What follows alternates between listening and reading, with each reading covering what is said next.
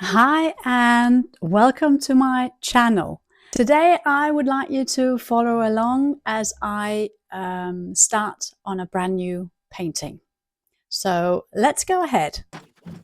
Right, so what you see me do here is I am placing a horizontal line. I'm just measuring up and I am using a yellow acrylic marker.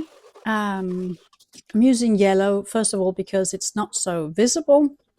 And also I'm going to use a lot of yellow, as you will see in the painting.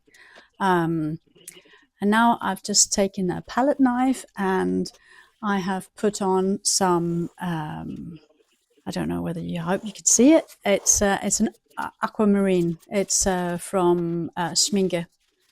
I'm going to create an Arctic scenery. So I have placed the horizontal line and I've put on the aquamarine. I've squirted on some water just to make it drip. I really like those drips and I like to build up my paintings with loads and loads of layers. I'm using a very vibrant yellow here. It's also a Schminke.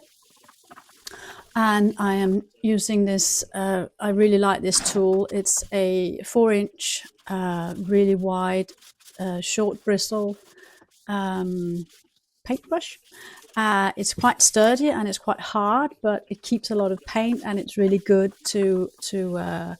it's just good to spread it out. And you can also create some really cool effects with it. But right now I'm just using it to cover the canvas with the yellow paint. And I'm also squirting some water on in between to spread it out more evenly. You'll see me spray loads of water on because I like the drip effect. And I'm using the same tool to spread the aquamarine. I've also put a little bit on my palette, and I've mixed it with a like this high flow acrylic from Golden. It's a Prussian blue hue, which is also transparent. I like to use transparent paint a lot in the first layers, just so you can actually see the build up and you get the depth. And right now I'm still using this tool to create some long brush strokes to spread out the paint evenly across what is going to be my ocean, my Arctic Ocean. And I'm going to place a polar bear sitting on a sheet of ice, contemplating what's going on in the world a lot at the moment.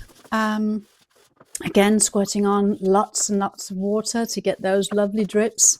And it's going to be great to, when it dries, to build up some great layers.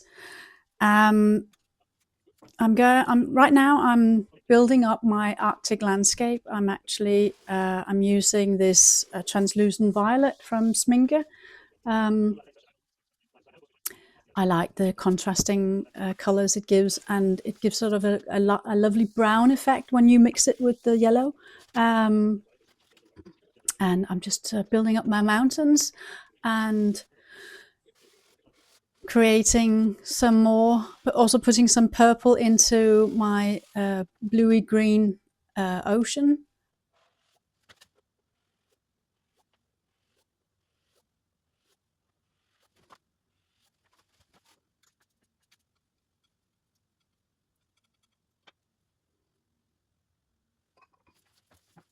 Squirting on some more water, getting some more drip effects, and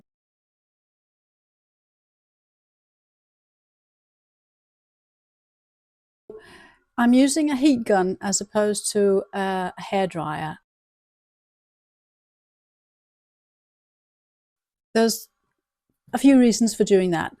Hairdryer is perfectly fine if you want to speed up the drying process. However, I've used a lot of water, so I've got lots of very watery paint dripping down. And if I use a hairdryer, I can move. Oh, here we see my lovely husband just stepping in to see what's going on with the process, having a bit of a discussion about what it's looking like. I think he said he saw a hand coming out of the ocean. And now I'm using some baking paper to wipe off some of the excess water, and also to create some interesting effect. I didn't quite like the effect in the corner. I moved some of the paint up, but then I got to use some water and to get some drip effect, which I really like. Anyway, I was talking about why I use a heat gun, and I use a heat gun because it doesn't blow air as much as a hairdryer does. And when I'm using the drip effect, I like I just like the warmth and the heat of the heat gun to dry up the paint. And here you see me put on some white spray paint, some titanium white. I'm going to dull down the yellow, and it's another layer, and I'm moving towards creating this Arctic theme, and of course I want to have the effect of ice and snow on the mountains. What I use a lot in between my layers is this clear leveling gel from Golden. Also, it's a thick fluid medium, acrylic medium normally, but I use about 2/3 of gel medium and then 1/3 of water. Mix it up, because then it's a lot easier to spray, and it dries a little bit quicker because it's not so thick. But I use this in between almost all my layers of paint. First of all, it gives it a really good level surface. That's why it's also called leveling medium. But it also gives me like another layer, so I get some more depth in the painting. Of course, I've sped up the video. I don't normally paint this quick, but it can be tedious just watching me put down paint.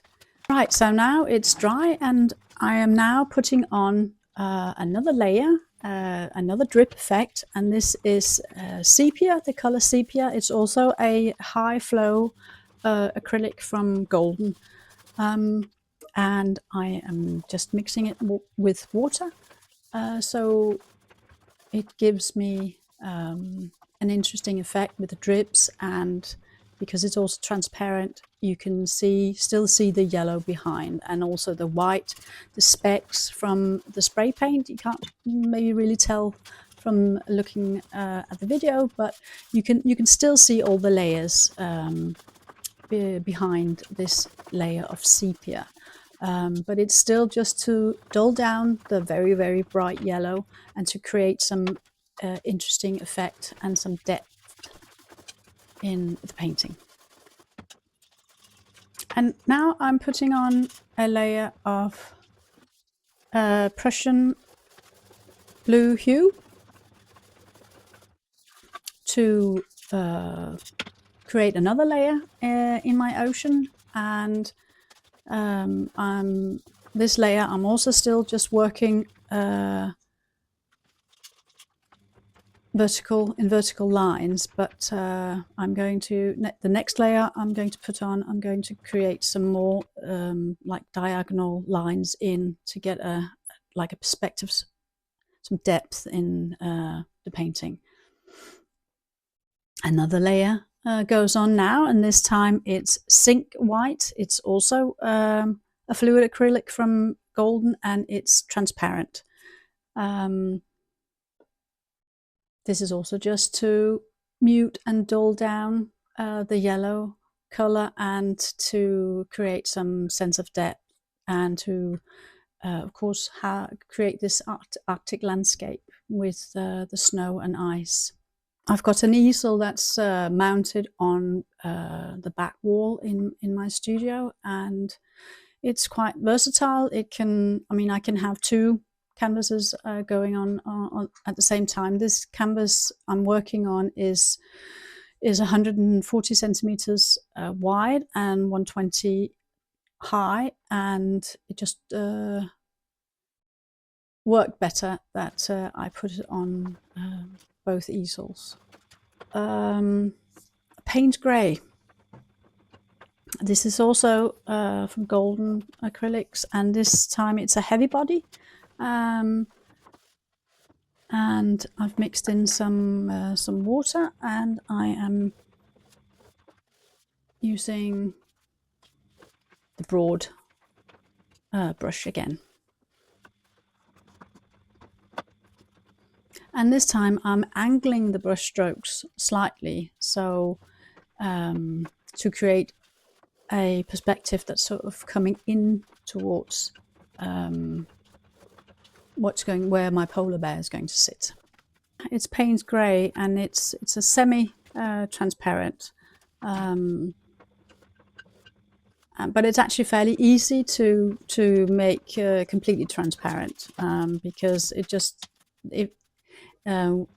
needs a little bit more water, or a thin, if you use a brush that can sort of spread the paint really thinly, it gets quite transparent.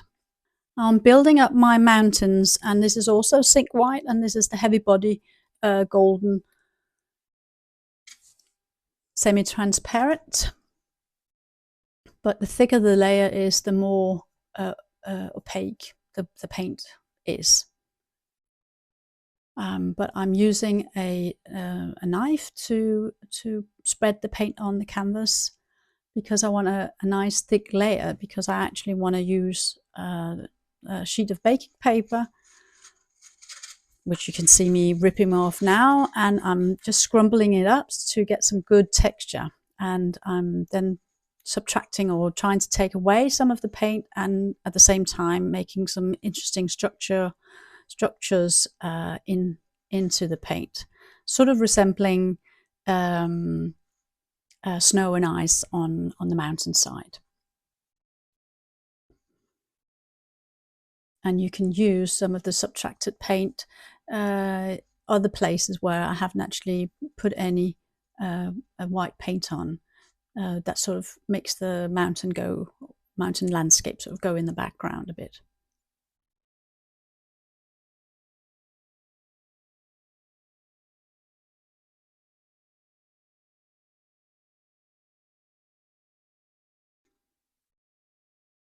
And while that's drying, while the ice on the mountain is drying, I am adding a layer of sepia to my ocean front. And again, I'm working the brush strokes a little bit more diagonally. And let's see, can I find the brush so I can show you which one it is? It's got a good angle on it. That makes it easier to make the angled brush strokes. This is again a transparent layer, and I like the combination of the colors. It gives it sort of a dark and murky, like it's a really, really deep ocean. I'm sitting on a stool. It's got wheels on. That's why I can sort of slide backwards and forwards.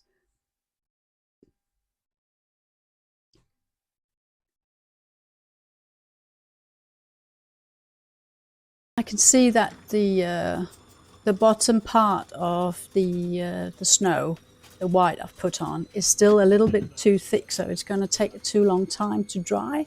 So I've just dampened it a bit with some water, and I'm using my baking paper to take some of the paint off, so it all dries at an even rate. Which is it has done now, and now we're ready for the exciting part, which is actually drawing on my polar bear. There are various ways that you can transfer your image, or you can paint your source onto your canvas. I like to use an app. I think it's called Pixelmator, and what I do is I take a photo of my background, and then I superimpose my source. In this case, it's a polar bear sitting on a sheet of ice. The settings, I can make it more transparent, the image of the polar bear, so I can see my background through it, and that makes it easier for me to trace the outline of my source, in this case the polar bear. You could use a projector, of course, just to make sure that the proportions are right, that you don't have to go back and forth all the time correcting things if you just want to speed up the process. So I think this app is also a really good way of tracing your image onto your canvas.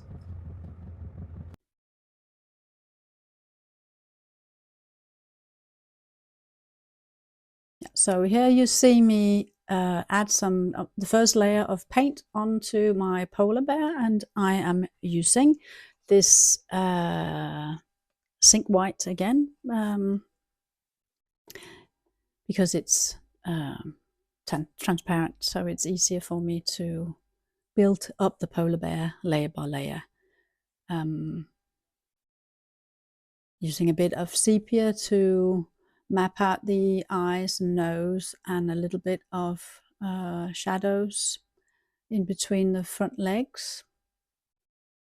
Here I'm using a rubber, no, not rubber, it's silicone actually, a spatula, just to mark out my sheet of ice that the polar bear is sitting on, and still building up some layers. It dries sort of fairly quickly, so I can add on more layers as I go and move around to get the polar bear onto the canvas.